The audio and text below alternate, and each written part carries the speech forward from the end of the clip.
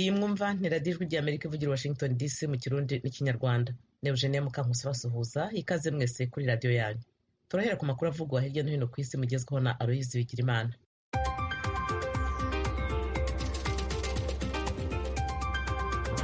Eugenie namwe muduteze amatwi, turayahera kuri iyi nkuru ivugwa muri Tanzania. Perezida wa Tanzania John Pombe Magufuli yaritavye Imana ejo ku musi wa gatatu ku myaka 61 ahitanywe n'ingwara y'umutima. Icegera ciwe yashikirije ivy'urwo rupfu kuri televiziyo y'igihugu ejo ku musi wa gatatu inyuma y'imisi abanyetanzania batazi ivy'amagara yiwe naho yoba ari.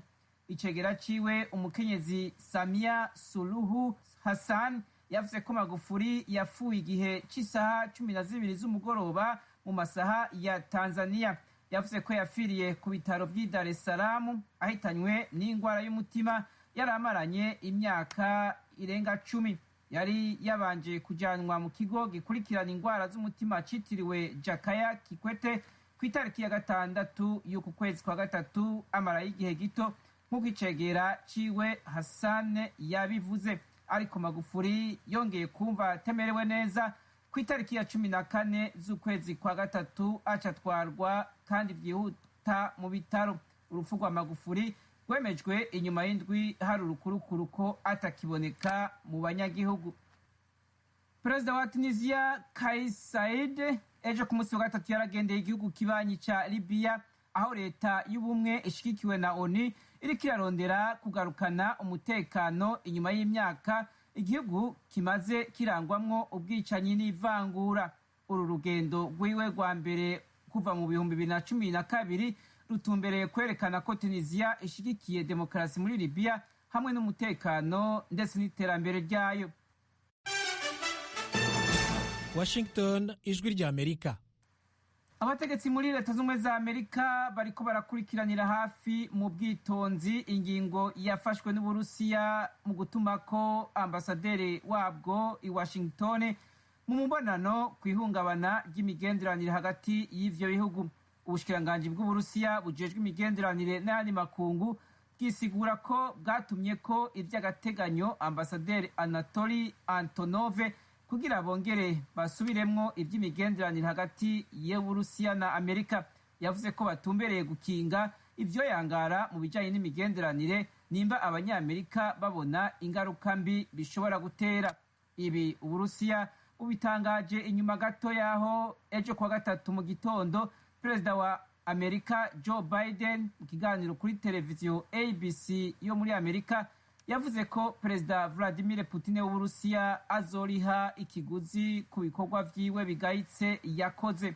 Biden kandi yavuze ko yibaza ko Putin atamushaha agira, ariko Putin nawe yaciye amwishura amubwira ko batahurana uko ari babiri. Abajijwe nimba yemeza ko Perezida Putin ari umwicanyi, Perezida Biden yavuze ko ariko abizi. Biden imbere yaho yari yategetse ko hasohorwa raporo yari yagizwe ibanga n'iperereza ivuga ko ibimenyeshamakuru mu Burusiya n'abatera agasomborotso bakoresheje imbuga ngurukanabumenyi barimwo n'ababikoze bategetswe n'igendereza ry'Uburusiya. Ivyo bakoze ngo harimwo gutyoza Perezida Biden, umuryango wiwe n'umugambwe wiwe w'abademokrate ndetse n'umuhungu wiwe. Umuvugizi wa Perezida w'Uburusiya Dmitry Peskov yavuze ejo kwa gatatu ko raporo y'igendereza rya Amerika ari ibinyoma kandi atahishingiye kandi itagira ivyemeza.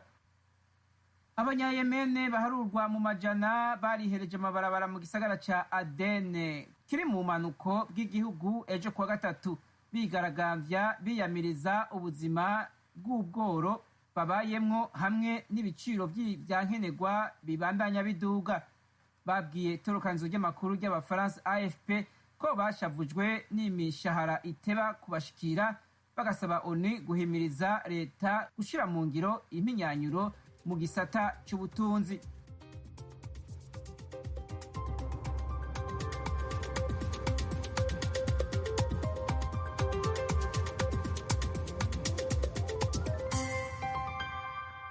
Aloyizi Bigirimana urakoze kutugezaho aya makuru. inshuti banywanyi yimwumva na Ijwi Ry'Amerika ivugira Washington DC mu Kirundi no mu Kinyarwanda. Mu Rwanda mutwumvira kuri FM 88.3 no kuri FM 104.3. Mu Burundi ni ku mirongo migufi kuri metero 25, 31 na metero 41. Mu karere ka Kisoro muri Uganda mudukurikira kuri FM 88.9 ya radio Ijwi Riyobora. Twongeye kubaha ikaze mu makuru yacu ya mu gitondo. Abarundi bantaho nikora mu Burundi bavuga ko bakennye amasambu yaba ayo guturamo cyangwa guhingamo.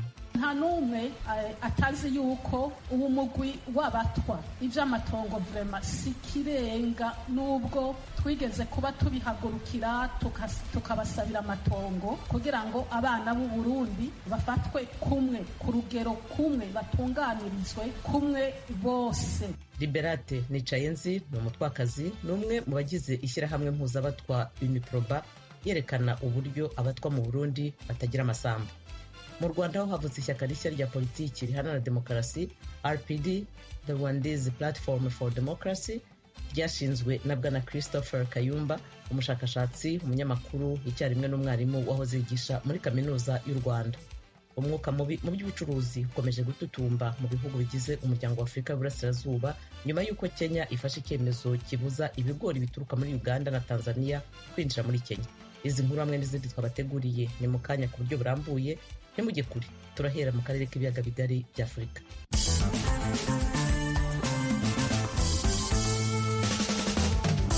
Bwana Christopher Kayumba, umushakashatsi, umunyamakuru, icyarimwe n'umwarimu wahoze yigisha muri kaminuza y'u Rwanda, yashinze ishyaka rya politiki riharanira demokarasi mu Rwanda RPD, the Rwandese Platform for Democracy. Eric Bagirubusa mu nkuru irambuye. Kimwe mu byamuteye gushingira ishyaka Bwana Kayumba avuga ko ari bimwe mu bibazo icyorezo COVID-19 cyagaragaje mu Rwanda ndetse n'ibindi bishingiye ku mateka yakunze kuranga u Rwanda mu bihe byahise. Avuga ko ari ngombwa ko haba impinduka muri demokarasi kuko ngo ibiriho bikorwa mu buryo yita ko bucumbagira. Mu kiganiro cyihariye yahaye Ijwi Ry'Amerika agaruka ku mpamvu we na bagenzi be bafashe iya mbere bashinga ishyaka riharanira demokarasi mu Rwanda RPD, Bwana Kayumba avuga ko igitekerezo bagikuye ku buryo ingamba zo kurwanya COVID-19 mu Rwanda zagenze ndetse n'ibindi bibazo birimo iby'ubukene yita karande, akarengane n'ibindi byakunze kugaragara mu Rwanda. Avuga ko kugeza ubu byagaragaye ko ibyo kubahiriza amategeko, uburenganzira bwa muntu biriho ariko mu buryo bufifitse. Mwebwe b'abanyamakuru mwagiye mubivuga muti uyu munsi bafasha abanaba babaca amanda ya naya barabafunga, ariko ugiye kureba nta tegeko na rimwe bavugaga bakurikije. Ababikoraga baravuga bati turakurikiza amabwiriza adashingiye ku mategeko. N'amabwiriza ameze gute? Ugiye kureba rero muri rusange ibintu bijyanye no kubahiriza amategeko ni ibintu ugomba gushyiramo ingufu kubera ko usanga bigicumbagira. N'ibintu bijyanye no kubahiriza uburenganzira bwa muntu ndetse namwe abanyamakuru mumaze igihe kinini mubivugaho na n'iyi miryango itandukanye igenda ibivugaho ko hari ikibazo, bikaba ariyo mpamvu twatangisha kugira ngo tubishyiremo ingufu. Ijwi Ry'Amerika ryabajije uyu mushakashatsi ufite impamyabumenyi y'ikirenga ku rwego rwa doktora mu by'amahoro n'iterambere n'ibibazo yakunze kunyuramo kugeza ku gufungwa muri gereza byaramubereye intandaro yo gushinga ishyaka RPD. Asobanura ko ntaho bihuriye ko ahubwo aharanira impinduka mu rwamubyaye koko ngo hari barangije kwishyiramo ko ibintu bigomba guhora uko biratari uko ari byiza ahubwo ari ugutinya guharanira impinduka. Ntabwo nari nigera ntekereza na rimwe kujya muri politike no gushinga ishyaka, kuko jewe ibyo nakundaga n'ibyo ngikunda ni ibintu bijyanye no kwandika, gusesengura, gukora ubushakashatsi no kwigisha. Impamvu rero narishinze ntayihuriye n'ibyo nanyuzemo bijyanye n'ibyo waruvuze, ahubwo nuko muri ubwo bushakashatsi maze imyaka 24 nkora usanga abantu iyo babwiye uti kora iki kintu, nk'abanyapolitike najyaga nganira nabo bakakubwira bati kuki udakora iki, ati cyo ngicyo ugikoze rwose ubwo urabona wabishobora. Umunyamakuru wambwira uti mukora itangazamakuru rishingiye ku bunyamwuga n'iki, ati se mu buriya uragira ngo wabikora ntabwo babikubuza. Impamvu rero ntangiye ishyaka nuko nabonye yuko hari ibintu bidahinduka kuko abantu bitinya. Bwana Kayumba atangaje ko yashinze ishyaka nyuma y'igihe gitafunguwe yarezwe icyaha cyo gushaka guhungabanya umutekano ku kibuga mpuzamahanga cy'indege cya Kigali. Namubajije niba ubwo busembwa butazamubera ikibuza bigatuma ishyaka rye ritemerwa. Kuri washimangira ko ishyaka rikora kimwuga ntaho rihurira n'umuntu ku giti cye. Ishyaka rikora mu buryo bwa kinyamwuga, ishyaka rishingiye ku bitekerezo byiza, ntabwo riba ari iry'umuntu, ahubwo ubu ngubu ugenda umuvugizi waryo rifite abandi banyamuryango benshi badafite umuziro n'umwe. Ese Bwana Kayumba uzwiho kutarya umunwa mu gutanga ibitekerezo bye mu bwisanzure, mwarimu, umushakashatsi icyarimwe n'umunyamakuru winjiye muri politiki, ntihazabaho kugongana kw'izo nshingano kuri nyir'ubwite? Ibyo byose bifite icyo bipfana muri politiki yinjiyemo. Ibyo maze imyaka myinshi nandikaho mu itangazamakuru ni ibintu bijyanye n'ubukungu bw'igihugu, ubutabera, ubukene n'ubukire, bifite aho bihuriye na politike ngiyemo. Ugiye no kureba bifite n'aho bihuriye no kwigisha. Kandi nk'uko nanakubwiye, ubu najyaga mbwira abanyeshuri banjye ko bampembera ibintu bitatu: gutekereza, kuvuga no kwandika. No muri politike birimo. Mu bihe bitandukanye imiryango mpuzamahanga irengera uburenganzira bwa muntu yakunze kunenga u Rwanda ko rushyira amananiza adasanzwe ku washaka gushinga ishyaka rya politiki byongera itavuga rumwe n'ubutegetsi buriho. Bwana Kayumba akavuga ko biteze izo mbogamizi, ariko ko bazashyirwa bandikishije ishyaka ryabo rikemerwa mu rwego rw'amategeko. Kugira ngo umuntu agere ku cyo ashaka, ntabwo nemera ko atangirira ku byoroshye, kuko ibigoye nabyo biri mu bushobozi bwacu kubihindura. Ntekereza rero yuko nubwo haba harimo imbogamizi, kandi wowe nanjye turabizi yuko imbogamizi zihari, imbogamizi ziberaho kugira ngo zikurweho n'abantu. Twebwe rero twemera yuko imbogamizi zihari tuzazinyuramo, ishyaka rikemerwa, rikandika, rigakora, kubera ko icyo rigamije ni ibintu byiza bizatuma u Rwanda rutera imbere. Ntabwo mbona impamvu n'imwe ritakwemerwa. Mu ntangiriro z'ukwezi kwa kabiri uyu mwaka nibwo Bwana Kayumba yari yandikiye Perezida Paul Kagame ibaruwa ndende ifunguye amugaragariza uruhuri rw'ibibazo byugarije Abanyarwanda, birimo ibyihonyorwa ry'uburenganzira bwa muntu, ubukene n'ibindi. Yabwiye Ijwi Ry'Amerika ko nta gisubizo yabonye haba mu nyandiko yewe no mu magambo, ariko ahitamo kudaceceka ashinga ishyaka azajya abigaragarizamo. Biteganijwe ko kuri uyu wa kane aribwo Bwana Kayumba nabo bari kumwe bazagira icyo babwira abanyamakuru kuri iri shyaka. Ni nabwo bazatangaza porogaramu politiki y'iri shyaka mu buryo bwemewe n'amategeko. Mu Rwanda hari amashyaka 11. Bagira ubusa. Ijwi Ry'Amerika i Kigali. Bakunzi ba radiyo Ijwi Ry'Amerika mutuye mu burasirazuba bwa Repubulika ya Demokarasi ya Kongo, turabararika kujya mukurikira ibiganiro byacu ku maradiyo akurikira: Radio Communautaire de la Voix de Mikeno Ibunagana ku murongo wa FM 99.7, Radio Ngoma ya Mani yo mu mujyi wa Baraka kuri FM 88.8, Radio Baraka FM nayo mu mujyi wa Baraka ku murongo wa FM 94.4, Radio Communautaire La Verite ikorera mu mujyi wa Kiwanja kuri FM 99.0. Naho ku badukurikira muri mu majyepfo ya Uganda, mwakumva ibiganiro byacu kuri Radio Ijwi Riyobora Voice of Muhabura ku murongo wa FM 88.9. Ni radiyo Ijwi Ry'Amerika iminsi yose kuva ku wa mbere kugeza ku cyumweru. Umwuka mubi mu by'ubucuruzi ukomeje gututumba mu bihugu bigize umuryango wa Afurika y'Iburasirazuba. Ibi birakurikira icyemezo cy'igihugu cya Kenya cyari giherutse gufata kibuza ibigori bituruka muri Uganda na Tanzania kwinjira muri Kenya. Inkuru irambuye tuyibaze Ignatius Bahizi muri Uganda. Hashize hafi ibyumweru bibiri leta ya Kenya itangaje bitunguranye ko ihagaritse ingizwa ry'ibigori bituruka mu bihugu bya Uganda na Tanzania muri icyo gihugu. Nyuma ariko Kenya yaje guhindura uwo mwanzuro mu mpera z'icyumweru gishize, nyuma y'aho Uganda na Tanzania nabyo byavuze ko bigiye gufata ingamba zibuza ibicuruzwa biva muri Kenya kwinjira mu bihugu byabo. Ikigo cya leta ya Kenya gishinzwe ubuhinzi n'ubworozi cyari cyavuze ko ibigori bituruka muri ibyo bihugu byombi bitujuje ubuziranenge, nk'uko byagaragaye mu rwandiko rwanditswe n'umuyobozi ushinzwe ibiribwa n'ubuhinzi Kero Hasma. Ikigaragara ariko nuko ibikubiye muri iyo baruwa byari bitandukanye n'ibyo Minisitiri ushinzwe ubuhinzi n'ubworozi muri Kenya Bwana Peter Gitari Munya yavugiye mu nama y'abaminisitiri.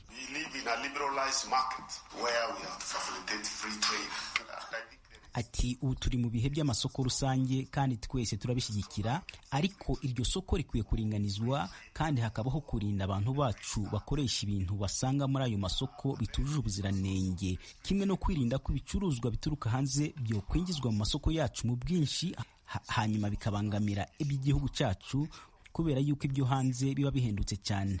Icyo nicyo dushingiraho mu gihe dushatse kugabanya ibyinjira mu gihugu. So when we regulate imports, those are the safeguards. Icyuko ibigori bituruka muri Uganda byingizwa muri Kenya bitujuje ubuziranenge ntabwo cyakiriwe neza ku ruhande rwa Uganda, ku buryo bamwe mu badepite bavuze ko ibigori bya Uganda bipimwa mbere y'uko byingizwa muri Kenya, kandi ko ibipimo bigaragaza ko byujuje ubuziranenge kurusha ibihingwa muri Kenya. Umudepite Abdu Katuntu avuga ko ari urwitwazo kugira ngo Kenya ibone uko yakingira abahinzi bayo. This is not about quality control, right honorable speaker.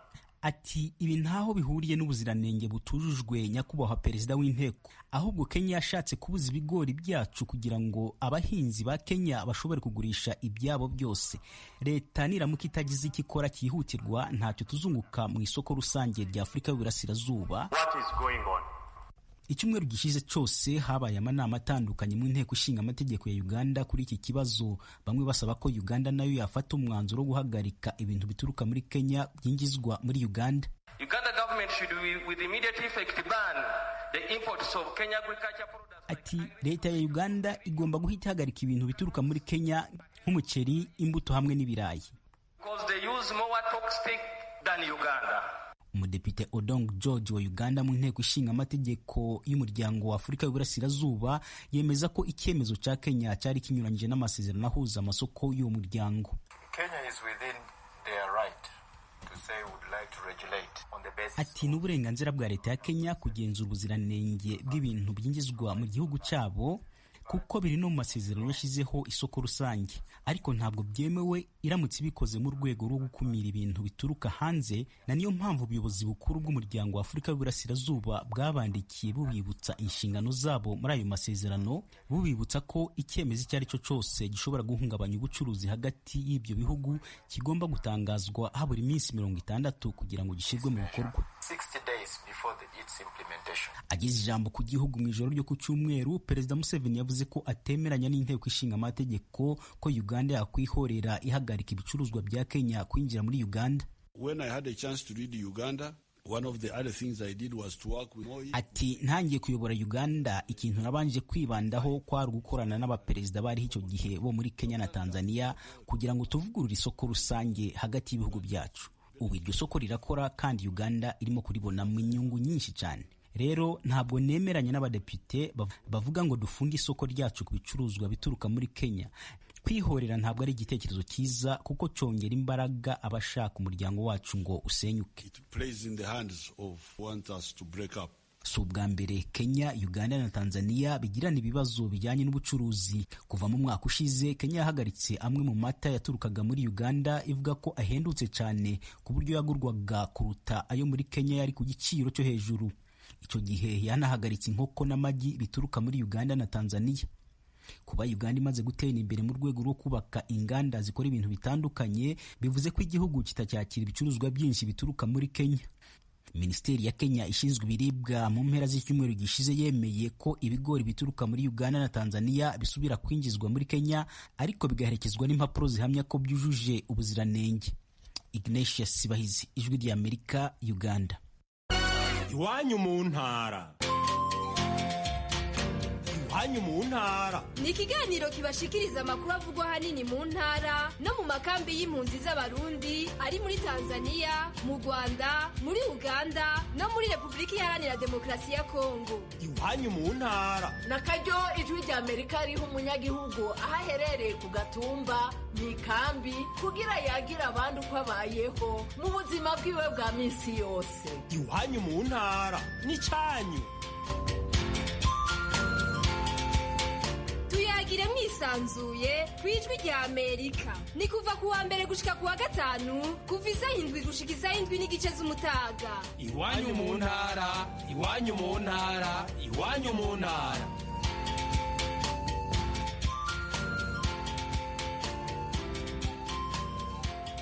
Abarundi bantaho nikora mu Burundi bavuga ko bakennye amasambu yaba yo guturamo cyangwa guhingamo. Minisiteri y'Ubutegetsi bw'Igihugu kuwa kabiri yatangiye inama yo kurebera hamwe uko bantaho nikora babaho nk'abandi Barundi. Ni inkuru y'Ijwi Ry'Amerika ifatanyije n'abanywanyi bayo, dusomerwa na mugenzi wacu Desire Hatungimana ari Kigali mu Rwanda.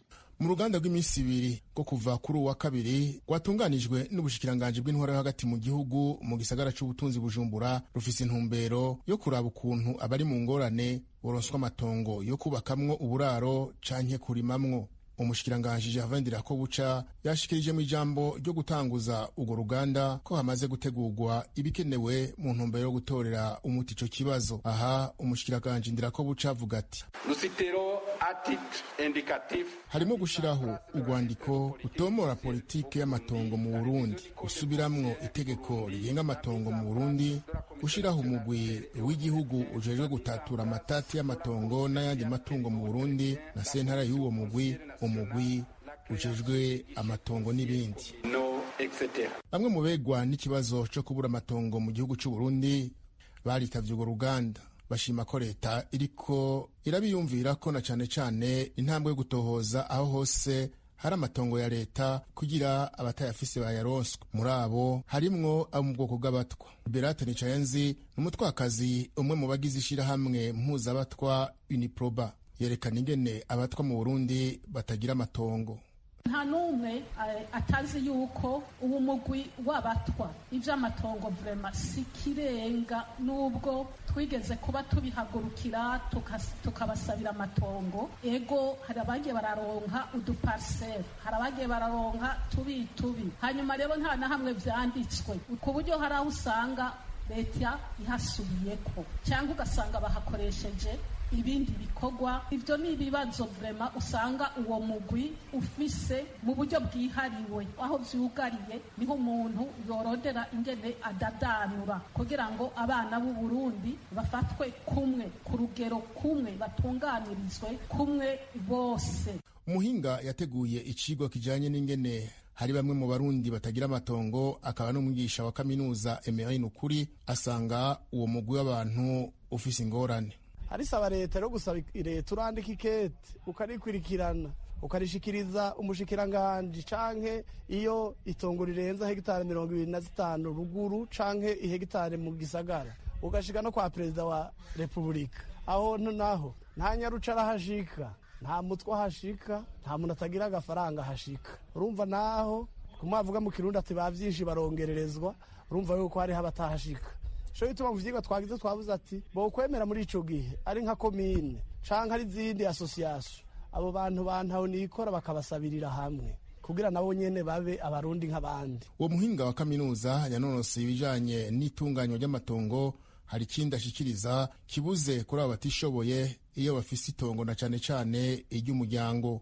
Abo nabo bategerezwa kuronka urupapuro rukingira mwene ayo matongo. Ubundi buryo ni uko umuntu ashobora kugura itongo, muri ico gihe mu kurigura naho nyene rigura uwishoboye, mugana naho nyene murazi yuko hari abagura amatongo y'abandi, aho onye leta itegereza gucunga ijisho. Kuvyerekeye kuyakingira n'uburyo bubiri, hariho urupapuro rwitwa titre foncier rutangwa na direction yitwa titre foncier, ni urupapuro ruzimvye ariko rukingira. Ubwo nago ruronka bake, ugasanga hari iwacu ruguru umuntu agiye kuburona aguma avuga ngo nari hawe na sokuru na sokuruza, kandi yari kuronka urupapuro. Muri ico gihe hari urupapuro rutangwa mu makomine, nivyo hariho amakomine ashika 97 arutanga, ariko hariho ayandi makomine mwumva ataragera kurutanga. Ivyo bigatuma niki abafasha leta baritaye imbere barabikora, leta nayo isiga akagura imbere, nibaje imbere ahubwo inabakurikire, kuko biravye hariho amahera akoreshwa nabi. Akoreshejwe neza leta bari kumwe vyotuma abene gihugu baronka impapuro bose. Leta nifati ya mbere irabe yuko umurundi wese yokingigwa.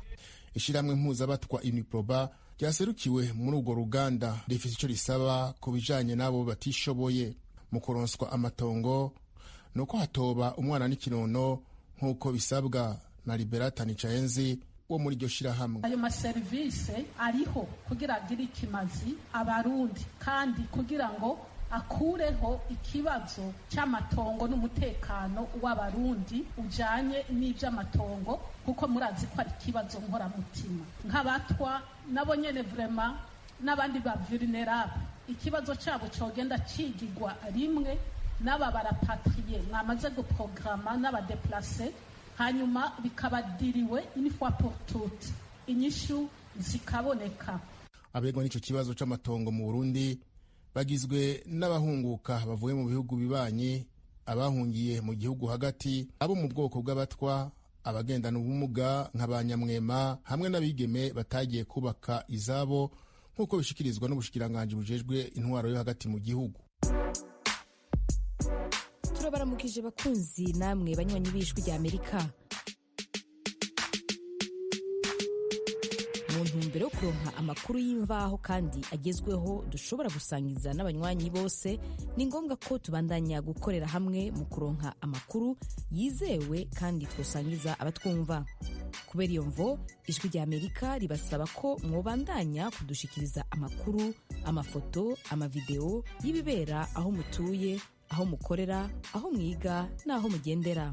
Mudushikiriza n'ibindi vyiyumviro n'ivyifuzo mufise vyo dufasha kubandanya tubashikira ku nyota y'ibibaraje ishinga mukoresheje urubuga rwa Facebook VOA Radio Yacu canke inomero yacu ya WhatsApp ikurikira *1kabiri 02 Ijwi Ry'Amerika ni radio yanyu.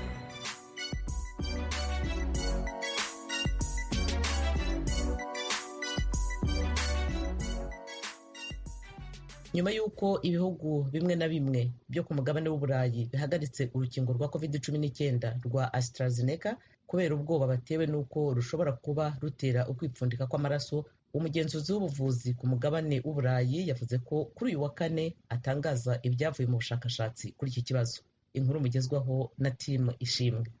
Umuyobozi w'ikigo gishinzwe ubuzima ku mugabane w'Uburayi Emil Cook avuga ko kuri ubu umwanzuro wafashwe ari uko urukingo rufite umutekano, nubwo impuguke zikomeje gukora isuzuma rigomba gushimangira ubuziranenge bwarwo.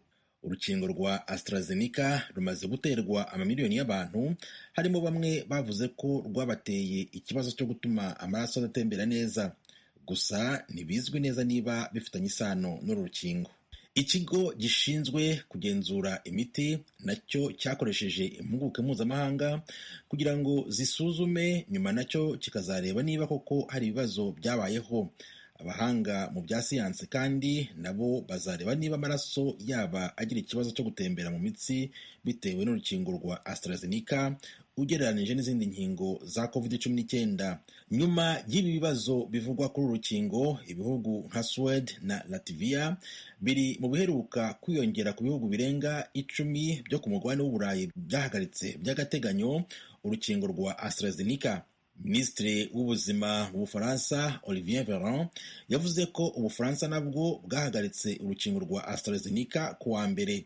Yasobanuye ariko ko yizeye ko ubukangurambaga bw'inkingo za AstraZeneca buzakomeza vuba mu gihe hagitegerejwe icyemezo cyiza cy'ikigo gishinzwe ubuvuzi ku mugabane w'Uburayi. Bwana Véran ubwe nyuma yo gufata uru rukingo yakanguriye abaturage b'Abafaransa kutagira impungenge zarwo.